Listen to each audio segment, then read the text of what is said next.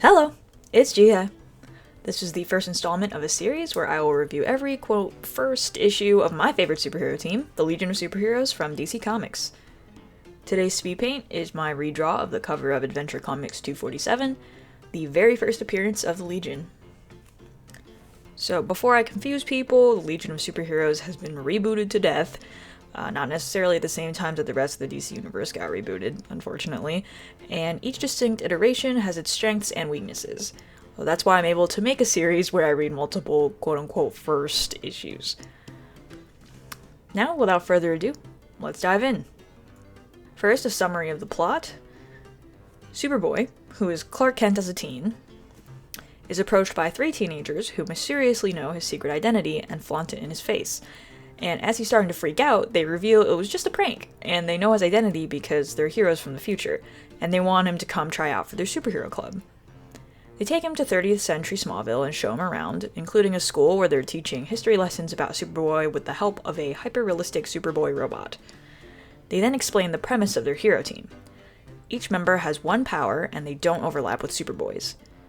To try out for the team, Superboy has to beat three of them, Cosmic Boy, Lightning Boy, and Saturn Girl, by completing a mission faster than they can.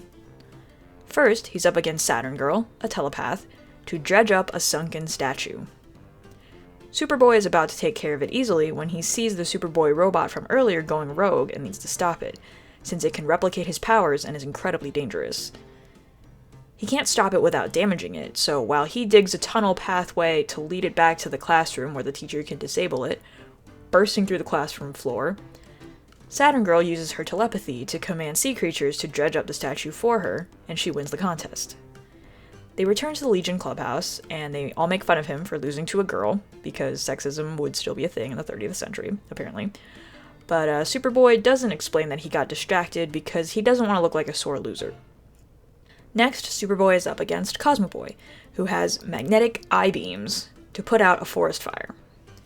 Superboy again thinks it'll be easy because magnetism can't put out a forest fire, but then he has to stop a random satellite from crashing into the Earth and gets distracted, while Cosmic Boy uses his magnetic eyes to pull iron meteors from space into a nearby lake, causing it to overflow and thus put out the forest fire. They then return to the clubhouse, make fun of Superboy for losing, again, and then he's up against Lightning Boy, who has lightning claps to warn a spaceship that their ship is failing. But then on his way, Superboy hears that an invisible eagle escaped from the zoo and poses a threat to flying vehicles, which there are many of since it's the 30th century.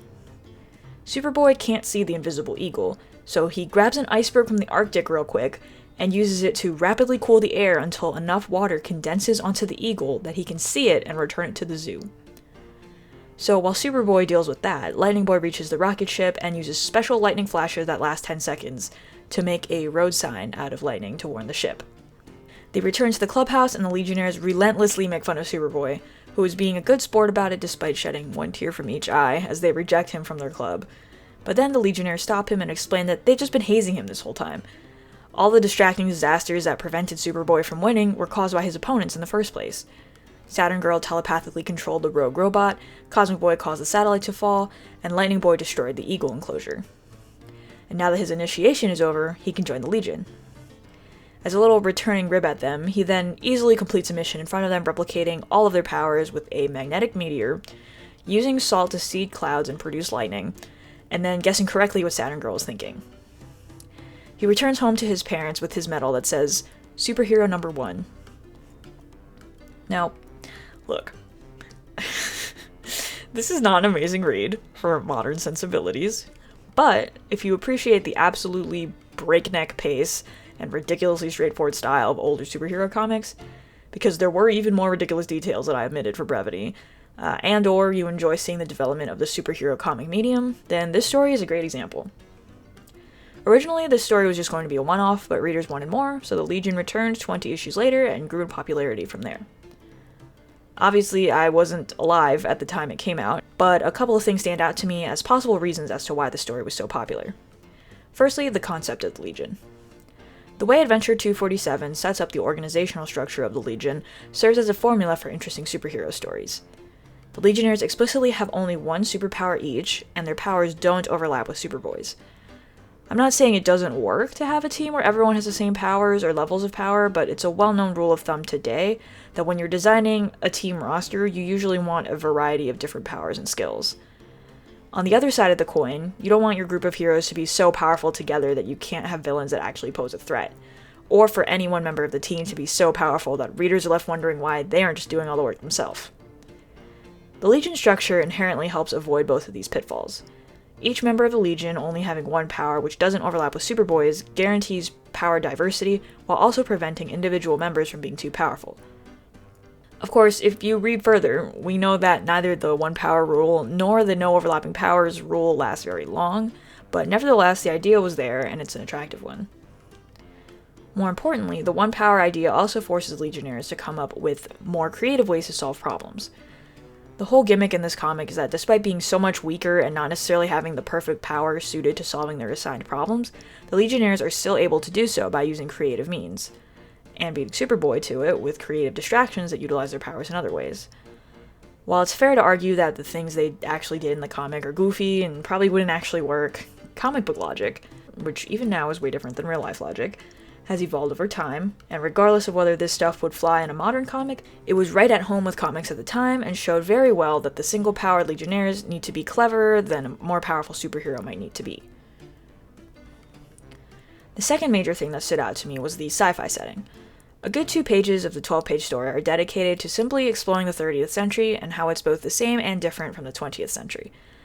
And when you think about how much stuff actually happens in this comic, it's absolutely insane that it's only 12 pages, but that's an old superhero comic for you. The setting details, like the litter cleaning robot, the Jules Verne spacecraft, alien ice cream, and historical sites, flesh out the world and give it both an anchor in the 20th century in the form of, quote, history about Superboy, and intrigue in its own right, encouraging readers to imagine what other fantastic trappings a 30th century society might have. Not to mention each little setting detail I mentioned could also say larger things about the 30th century as a society. Litter cleaning robots and the robot factory might imply a more mechanized world where people don't have to do menial labor anymore. The Jules Verne could imply a booming space tourism industry that is accessible at least for a decent swath of the population. And the alien ice cream parlor could imply an interplanetary society and an appreciation of the cultures of other planets. The details that were included do very well to expand the world past what's actually on the page.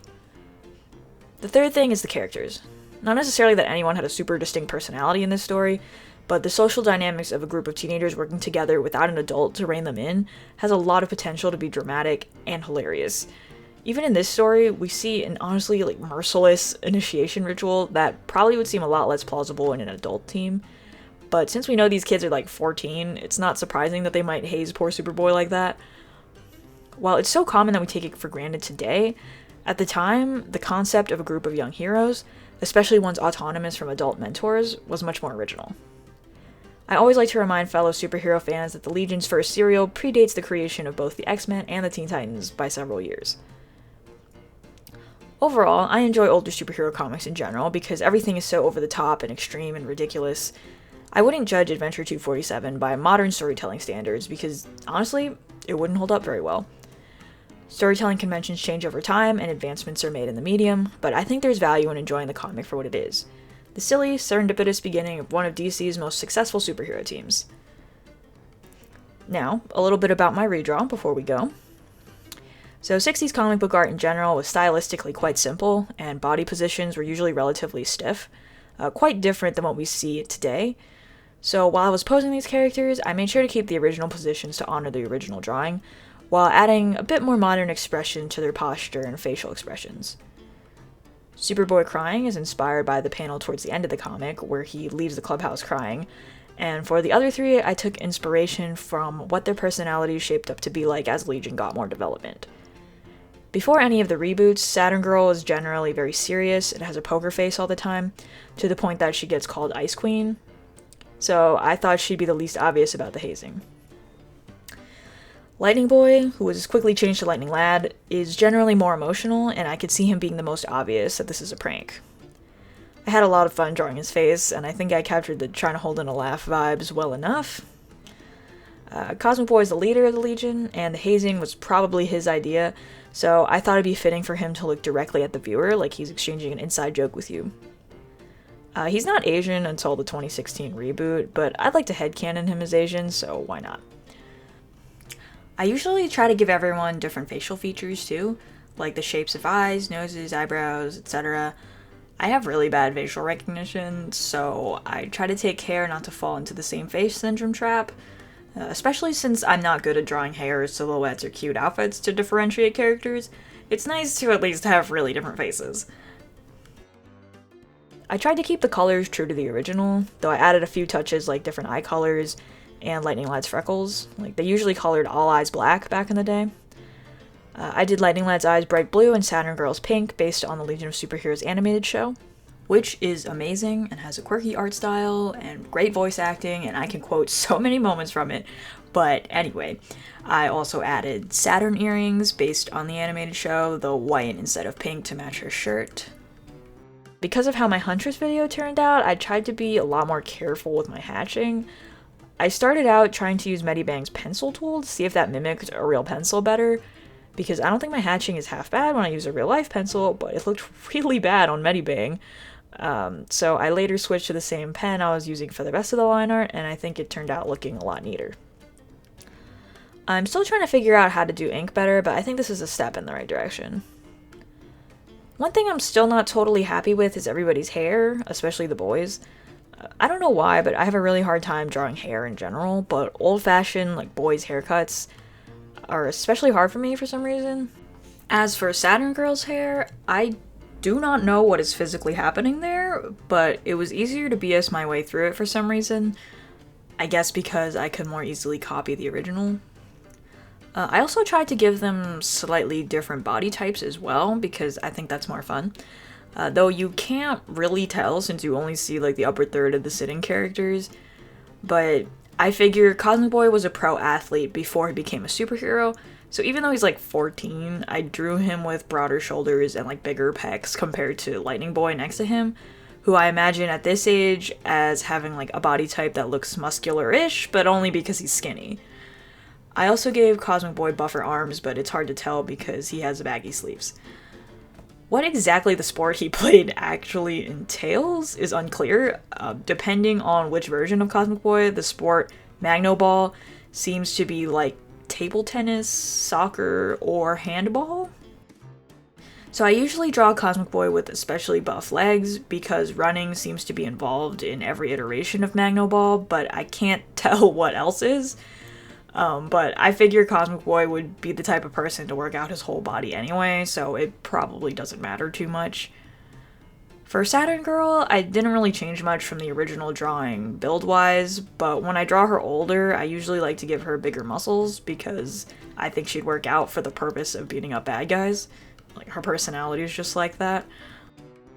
As for the background, this cover has a pretty typical background for a 1960s comic book. It reminds me of Dr. Seuss, actually, but I don't think it's correlated. I kept it because I love to think that later iterations of the Legion that have more dignified clubhouses still have this weird concentric circle pastel room with their weird little America's Got Talent tables somewhere in the back. And as for the speech balloon, I edited down the original text a little bit because it was unnecessarily long in my opinion. But I didn't try to do anything too crazy with the lettering other than like sizing and italics. Overall though, I had a lot of fun with the redraw and I definitely want to redraw more Legion covers. So if you guys like it, I'll probably do speed paints for the other videos in this series as well. But that is it for this video. So thank you guys for watching, leave a thumb up if you enjoyed, and subscribe if you'd like to see more videos like this from me. Tell me in the comments your favorite superhero team, and if by some miracle it happens to be the Legion as well, then tell me your favorite Legionnaire, and I'll see you in the next video. Long live the Legion!